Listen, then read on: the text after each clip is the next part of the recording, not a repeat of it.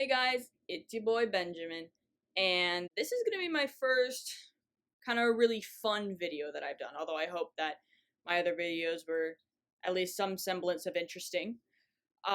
This is going to be my wilderness stories video, and trust me, I have plentiful wilderness stories. So I went to wilderness from June 11th to August 24th, 2020. I went to a place in Utah, which I'm not gonna say which place. Uh, but it was in Utah, which should explain absolutely nothing because literally all treatment places are in Utah. That's an exaggeration, not all of them, but like a lot of them. When I went to wilderness, so story one. When I first got to wilderness, I had to do a sort of quarantine thing because, COVID. And so I was in quarantine for 2 weeks. For the first week, we didn't really do anything. We just kind of hung around camp and learned how to make tents and learned knots and all that kind of stuff. And we had a lot of time to fill. So one of our guides told us that if we completed a certain amount of push ups and pull ups, then he would show us a video titled Guy on a Buffalo. And it wasn't actually one video, it was a series of short videos of this guy that was riding a buffalo and some banjo music in the background narrating everything he did in song form. It was pretty funny. So I participated. I tried to do the pull-ups.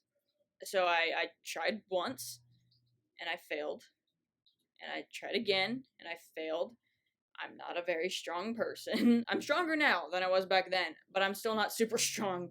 I tried a third time and I failed. And then I tried a fourth time.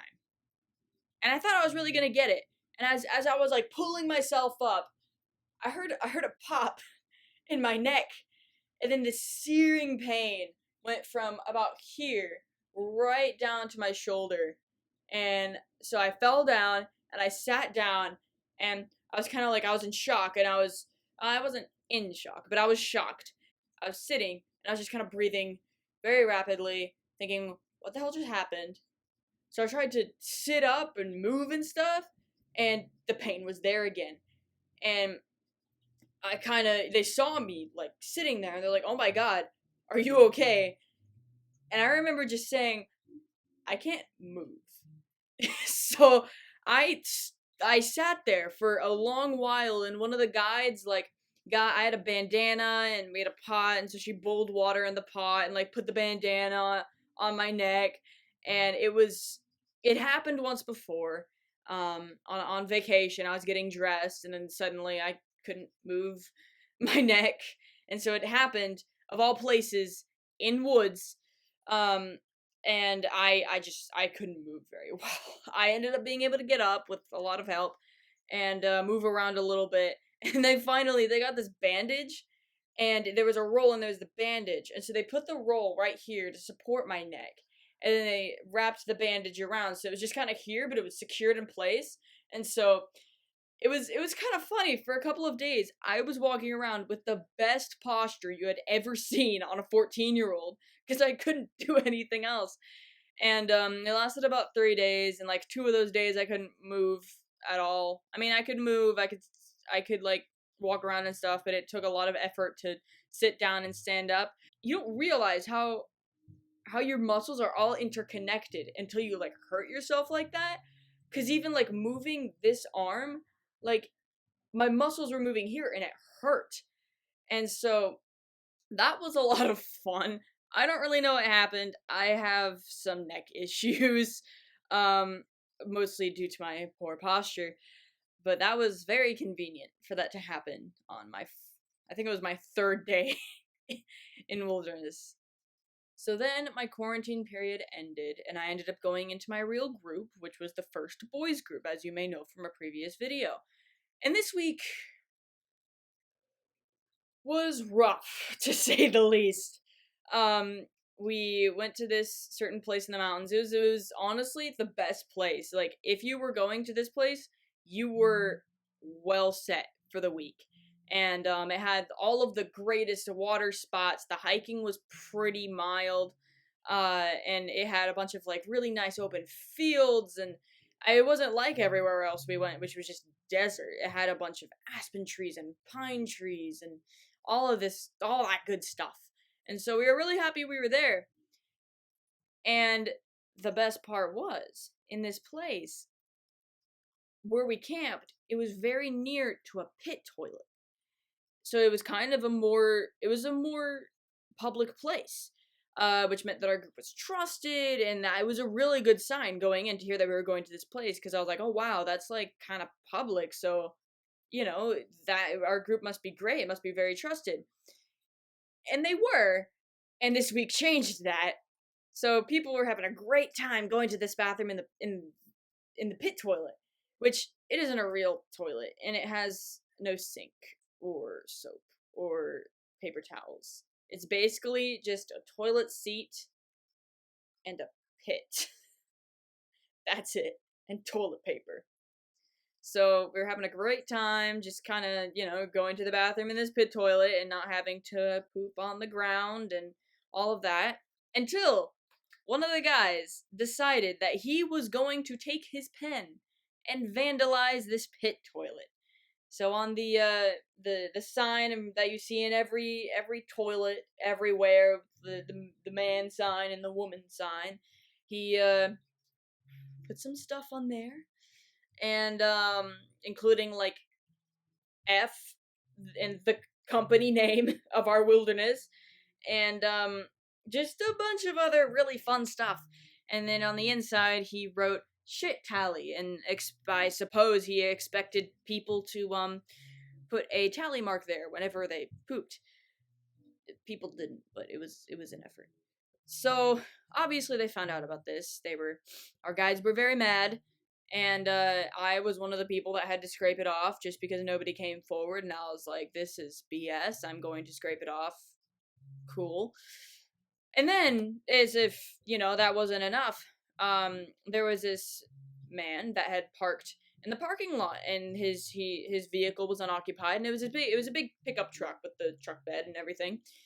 And one of the guys, a different guy than who vandalized the bathroom, mind you, decided it would be a fantastic idea to look in the truck bed and steal this guy's dog collar. So we got back to camp, and the guys hadn't realized he'd done this. And he held it up. He's like, yeah, it's some ice. And I'm like, super cool for stealing this. He was an idiot. Then this prison guard looking dude comes into our camp like 10 minutes later, and he's like, hey, I have a dog collar missing from my truck.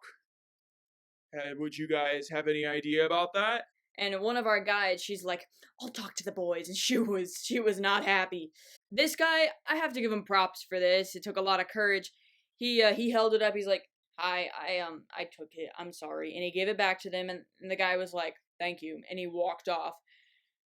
That was honestly super scary. He was a big guy. He looked like a prison guard, if I'm honest. And he was not happy. He was pissed off. So all of this was happening, and the guides aren't happy, and at some point, the same guy who stole the dog collar decided that he was going to go into a lake nearby. We weren't allowed in the water for liability reasons, and he's like, you know what?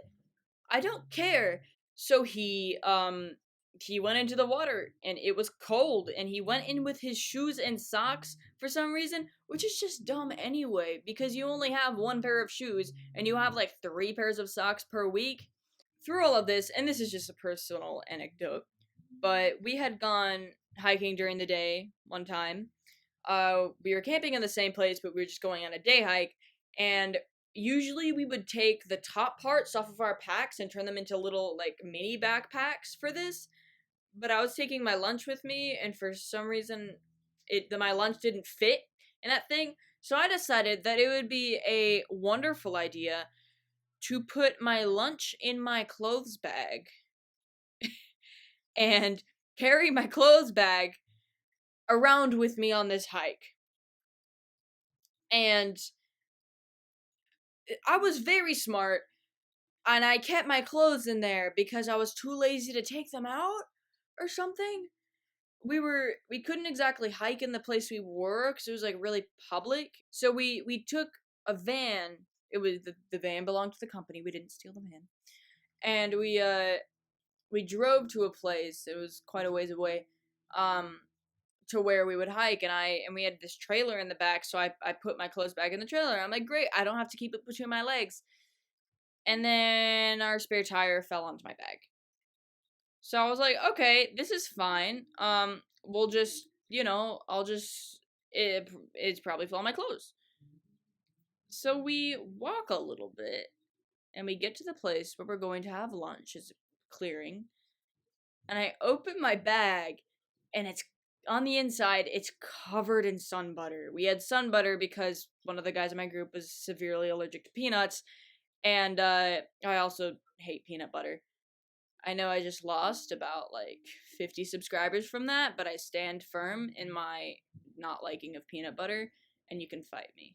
Anyways, sun butter had coated the inside of the bag, and for some reason, most of my clothes didn't really get a lot of peanut sun butter on them, but the inside of the bag was just coated.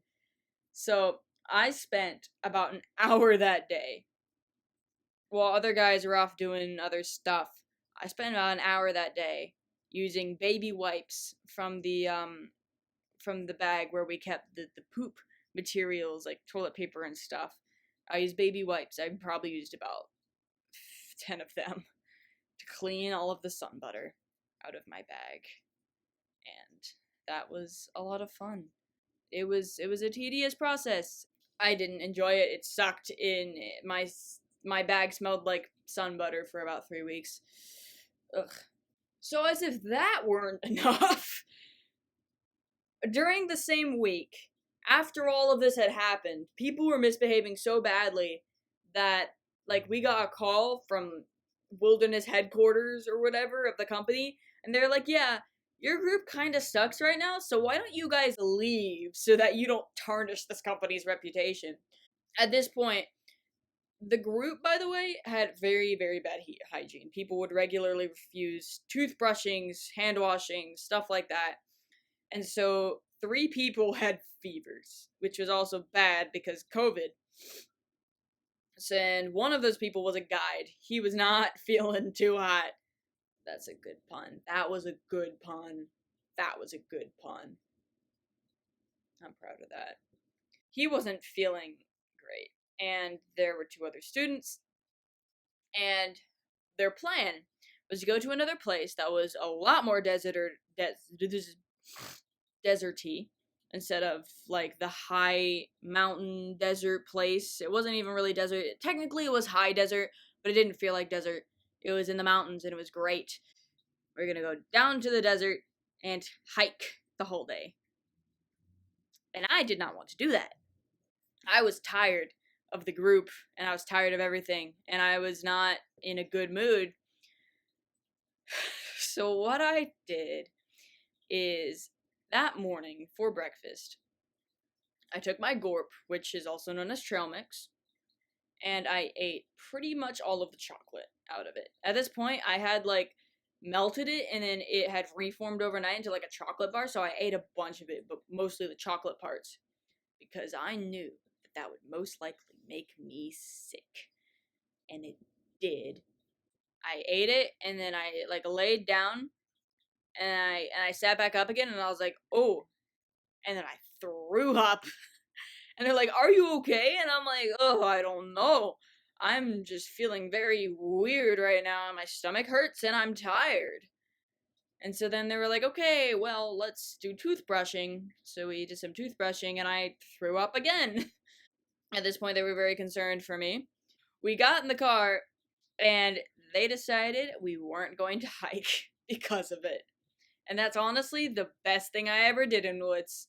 Turns out I also had a fever later that day, so that could have also contributed to it. But throwing up is because I ate too much chocolate.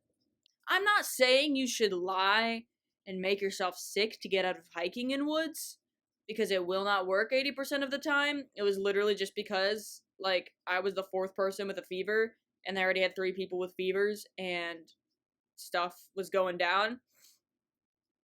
But it, I feel like it's not that bad in this scenario, you know? It was a bad week. I didn't want it to end on a bad note. So we went down to the desert and we went to this place where there was no trees and dust and rocks and wind. We attempted to make lunch and nobody was able to make lunch because the wind kept blowing our fires out. I made a dry uncooked quesadilla and it had a lot of dust in it. So they called the mysterious people up in the sky of Wilderness headquarters and they said, "Hey, can we get out of here?" And they were like, I guess. So we went to another place that was less like that. So that's my week with the first boys group. It sucked, honestly. We ended up having resupply not at home base, which is like a punishment. It was just bad. I changed groups and I ended up going back with the guide swap, um, which entailed a like 2 hour car ride with just me and three other guides in the van and nobody else. That was awkward. And then I ended up getting to the second boys group at 10 o'clock that night because for some reason there was a lot of complications with resupply and stuff like that. And I spent like 40 minutes that day coloring rocks black with charcoal. That was great. Overall, that week would give probably 2 out of 5 stars. Wouldn't recommend. I'm gonna do another story. This is story number 3-ish. That was like 5 stories in one, but I'm gonna count it as one story. So this is story number 3, and this is my week with the second boys group. Right after my week with the first boys group. And I think after you hear both of these, you'll realize why I decided to go to a girls group at that point, because this one also sucked. We went to a different place, and this place was more flat. It still had a lot of really nice aspen trees and stuff like that. I had been in quarantine with 3 of them, so I already knew 3 of them, and I felt pretty comfortable going into the group. First night I was there, I had met them, and I decided I was going into a girls group. They were very rowdy. They were very just I just knew that that week wouldn't be a very nice week. So I gave it a chance. First day, we hiked 9.5 miles. Found out that they had been before I came. They had been making fun of my voice and my mannerisms, so that was great.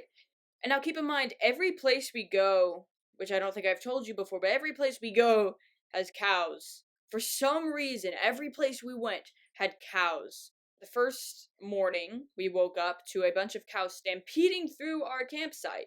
Not super close to us, but if we had been camping on this side of the field versus this side of the field, we might have gotten trampled. And then that night, we're settling down. We are cowboy camping, which means that we're not camping under a shelter. We're camping kind of out in the open. We're, just kind of talking before going to sleep. And there are these cows off in the distance. And this one guy, we'll call him Sean, he decides that he is going to scare the cows off for some reason. And now a lot of the guys, they would sleep in their underwear, in their sleeping bags, just cuz. So he gets out, and it's cold right now. It's like 50 degrees, which isn't super cold, but it's still chilly. He gets out in only his underwear and runs at these cows. And there are some cactuses on the ground. There are a bunch of cow patties on the ground. There's sagebrush all around. And he just bolts towards these cows, shouting and screaming. The guys are trying to go after him. I mean, of course, we're all in our sleeping bags, so they can't exactly leave us, but then they're also, he's technically a runner at this point. And at some point, he took off his underwear, because the cows had a right to see what was under or something, and he just ran at them, and they eventually ran away, and he ran after them, and one of our guides had to catch up with him and, convince him to come back, because he was just gonna chase these cows off into oblivion. And then comes Friday, and Friday it is raining, so there was already a little teepee type thing that was pre-made off of like a tree or something, so we built that up, and we put a tarp over it, and it was like our rain shelter, and we were gonna eat in it, and it was really cool. I had this Alfredo stuff that night. It was powdered Alfredo, and I had these shells, and I put the shells in pot, and I poured the Alfredo powder in, and usually I would only have one serving, but this night I was very hungry, so I had two, and that was not a good decision. I eat two servings of this Alfredo powder shell pasta thing, and then the guides come up to us, and they're like, hey, this guide, we'll call him Zach. This guide, Zach, is missing his sparker. And a sparker is basically like a little flint and steel thing, and the guides would sometimes use it in assisting to like make fires and stuff.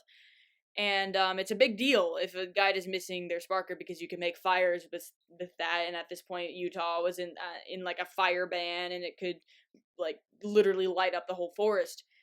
And so they say we're gonna have to look for it, but then we are going to have to search you. So I was like, great, because at this point I had thrown up like twice. I was holding my stomach. I tried to go poop, and I ended up just squatting on the ground for 20 minutes because nothing happened. I had come back to this fiasco happening. You know, I'm just kind of sitting there poking around leaves with my stick because we were in the eating area. Maybe it fell under some leaves, so I'm poking them around. A guide comes like, hey, can I search your food bag? And I was like, sure, go ahead. Like, I don't have it. Like, you know, I don't really care. Like, do what you need to do.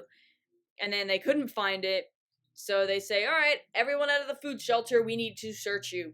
So a bunch of the guys thought it would be really, really funny to strip down to their underwear, even though that wasn't necessary. They literally, I mean, the bare minimum was, like, you just had to have your pants on, take your shoes off, shirt on. Like, they just need to be able to make sure that there's nothing on you.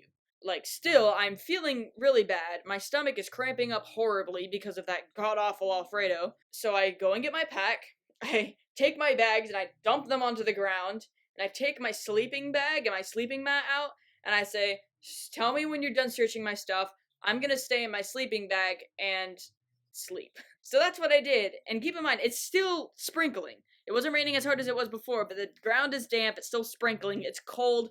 It's at this point that they're doing pack searches, it's like 10 o'clock at night. And while they are doing pack searches, this guy, Sean, says, oh yeah, by the way, he didn't say it like this. He was very prideful about it. He said, oh yeah, by the way, I'm the one who took Zach's sparker and I hurled it over that barbed wire fence about an hour ago. So everybody is employed to go and look for it. And I'm getting out my sleeping bag thinking, oh my god, I'm gonna have to look for this thing. This guy's an idiot.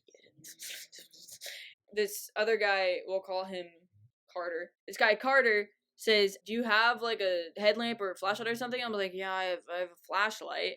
And he's like, yeah, give that to me. Go back to sleep. You're feeling like shit. And so I was like, thank you. So then I go back in my sleeping bag and I'm just kind of chilling in there because I can't do anything else. People are looking for it. Some people climbed over the barbed wire fence and they're just looking for it and they can't find it. So about 20 minutes later, they're all coming back down and the guides are like, okay, we're going to have to pack up camp. And I was like, can you just let me know when you're like 10 minutes away from leaving so I could just pack up my stuff real quick and go? Because if they can't find something, that means somebody might have hid it somewhere. So that means we have to move campsites so that they don't have a chance to like pick it up again and use it.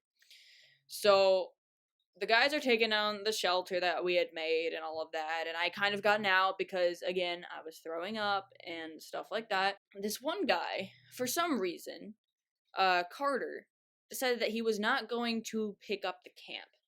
And so I hear shouting and I sit up in my sleeping bag and I look over and I just see all of them in a ring around this guy Carter who's sitting down like in crisscross applesauce, whatever you call it, arms crossed and like staring at the ground. They're all shouting at him to like get up and, you know, calling him all these sorts of names. And so this wasn't the most empathetic move, mind you, and I don't really have an excuse for it.